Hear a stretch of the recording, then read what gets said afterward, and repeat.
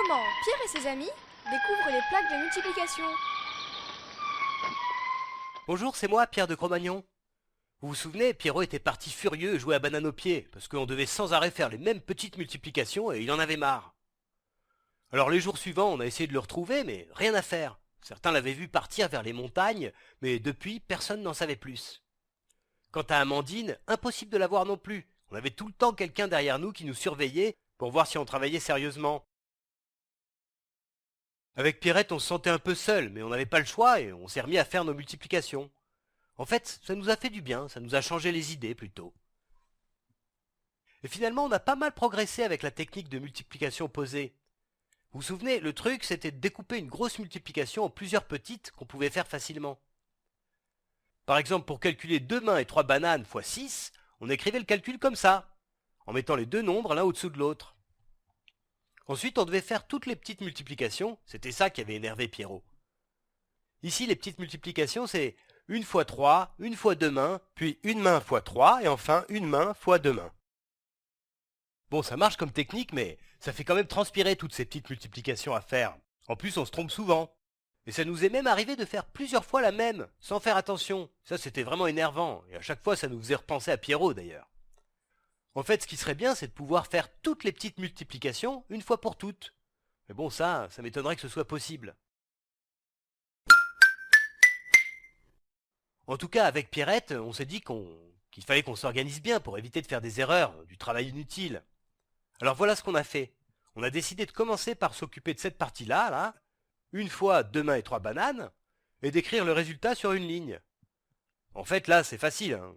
Ça revient juste à écrire le nombre 2 mains et 3 bananes une seule fois, donc on peut écrire directement le résultat sur la première ligne, comme ça. Ensuite, il faut faire le calcul de 2 mains et 3 bananes fois une main. Là, par contre, c'est un peu plus compliqué, il faut faire les petites multiplications. 1 main fois 3, puis 1 main fois 2 mains. Alors, 1 main fois 3, c'est facile, c'est la même chose que 3 fois une main, donc ça fait 3 mains. Je les mets ici dans la colonne des mains. Ensuite, pour calculer 1 main fois 2 mains, il faut répéter le nombre 2 mains, une main 2 fois, c'est-à-dire 5 fois. Et en fait, ce calcul-là, on peut aussi le découper. On peut calculer 1 main fois une main et répéter 2 fois le résultat, puisque chaque main est répétée 2 fois ici. Alors, 1 main fois une main, c'est ça. On écrit une main 2 fois le nombre une main, et on fait le regroupement. Comme ça. Ça donne un gros et une main. Du coup, 2 mains fois une main, ça fait 2 gros et 2 mains.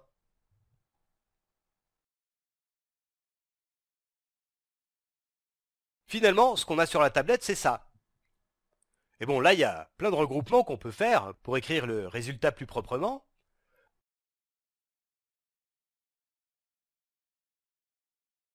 Voilà, donc 2 mains et 3 bananes fois 6, ça fait 3 gros, 3 mains et 3 bananes. Bon, c'est vrai que c'est long et que c'est pas très rigolo, et on pouvait pas s'empêcher de comprendre que Pierrot en ait eu marre, hein. Mais avec Pierrette, on était quand même rassurés parce qu'on avait l'impression qu'on maîtrisait assez bien notre nouvelle technique, et du coup on se sentait assez prêt pour la prochaine offrande. Pendant ce temps-là, d'ailleurs, le chef, lui, on le voyait presque plus, hein. Il boudait, il restait tout seul, isolé, en réfléchissant à sa part de banane. Par contre, le sorcier passait son temps à circuler en disant qu'il fallait craindre les dieux et que le chef avait intérêt à se montrer raisonnable. Et puis finalement, juste le soir de la pleine lune, le chef est sorti de son silence. Il voulait 2 gros, une main et 4 bananes pour lui. Pierrette et moi, on a filé au bureau pour faire le calcul, et on a trouvé que 2 gros, une main et 4 bananes fois 6, ça faisait 3 mammouths, 2 gros, 2 mains et 4 bananes. Quand on est revenu en annonçant qu'il faudrait offrir 3 mammouths, 2 gros, 2 mains et 4 bananes aux dieux, on a entendu des cris de protestation partout dans l'assemblée. C'est beaucoup trop. Le chef nous affame! Il va plus rien nous rester. Le sorcier écoutait ça et il avait l'air assez content. Alors le chef est encore sorti de sa caverne, et il a dit « Peuple des nombres, je t'ai compris, je me contenterai d'1 gros, une main et 4 bananes seulement. Qu'on refasse les calculs. » Et là, tout le monde nous a regardés, Pierrette et moi. Oh, c'est pas juste à la fin, hein. On n'est que des enfants, nous, et dès qu'il y a des difficultés, les adultes nous demandent de les résoudre. On aurait vraiment mieux fait de suivre Pierrot dans les montagnes. Mais bon, finalement, on a quand même refait le calcul. Et on a trouvé 2 mammouths, 2 mains et 4 bananes. Vous pouvez vérifier, hein. il y avait encore des gens qui trouvaient que c'était trop, mais le sorcier a coupé toute discussion en disant que de toute façon c'était trop tard parce que la lune allait bientôt se lever entièrement. Il allait emmener l'offrande au dieu tout de suite et il espérait qu'on n'aurait pas à le regretter. Sinon, ça serait la faute du chef. Comme on nous laissait finalement tranquilles, Pierrette et moi, on en a profité pour filer chercher Amandine pour qu'elle nous aide à retrouver Pierrot. Elle avait l'air bizarre, Amandine, un peu absente, comme ça. Mais on n'y a pas trop fait attention parce qu'on pensait surtout à Pierrot. Alors on s'est dirigé vers les montagnes et finalement on l'a retrouvée assez vite sur le chemin de la colline des Yeux du Haut. La colline des Yeux du Haut, c'est une colline super chouette assez loin d'ici où il y a 2 grosses cavernes en haut qui ressemblent à des yeux qui regardent le ciel. On n'y va pas très souvent parce que c'est un peu dangereux. En tout cas, Pierrot descendait de la colline et il portait 2 grandes plaques d'argile avec plein de nombres écrits dessus et il avait l'air tout remué.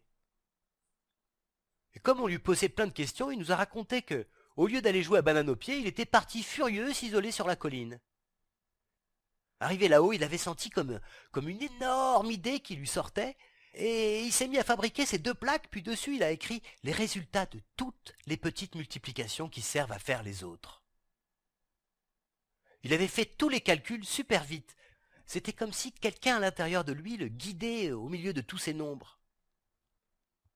Et fièrement, il nous montre les plaques, et il dit que ce sont des plaques de multiplication. Y sont gravés des calculs qu'on connaîtra une fois pour toutes, et qui serviront pour faire toutes les multiplications plus compliquées.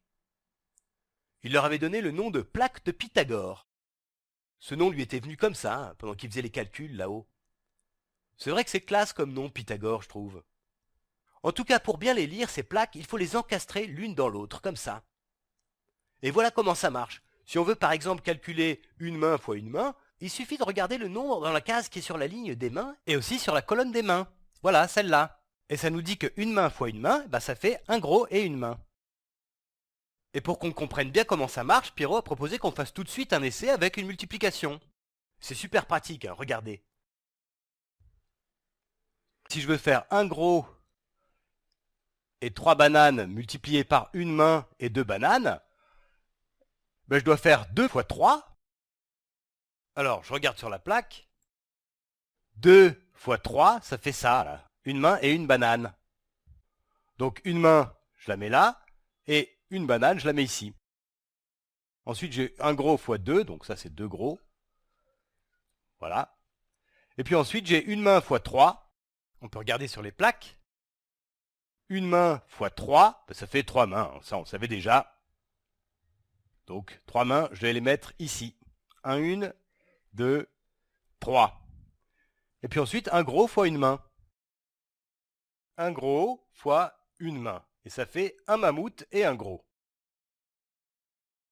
Alors, un mammouth que je mets ici et un gros que je mets là, dans la colonne des gros. Ensuite, je regarde s'il y a des regroupements à faire. Alors ici, j'ai une banane. Là, j'ai 1, 2, 3, 4 mains. Ça fait un gros que je mets ici. Voilà. Donc ici, j'ai plus de mains. Il n'y a plus rien dans cette case-là.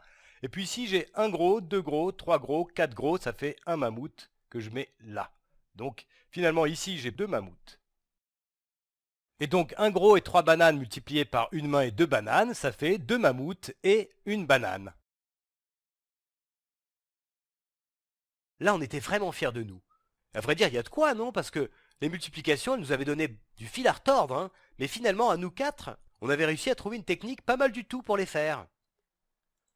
Ensuite, on lui a posé pas mal de questions sur les plaques. Par exemple, un truc bizarre, là. Regardez, la case vide en bas, là. Celle de 1 gros fois 1 gros. Pierrot a dit qu'il n'avait pas eu assez d'inspiration pour faire ce calcul-là.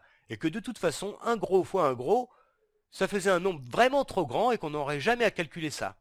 En tout cas, pas pour l'instant. Il avait sûrement raison. Mais quand même, si vous arrivez à calculer 1 gros fois 1 gros, ça m'intéresse, hein. Alors dites-le moi.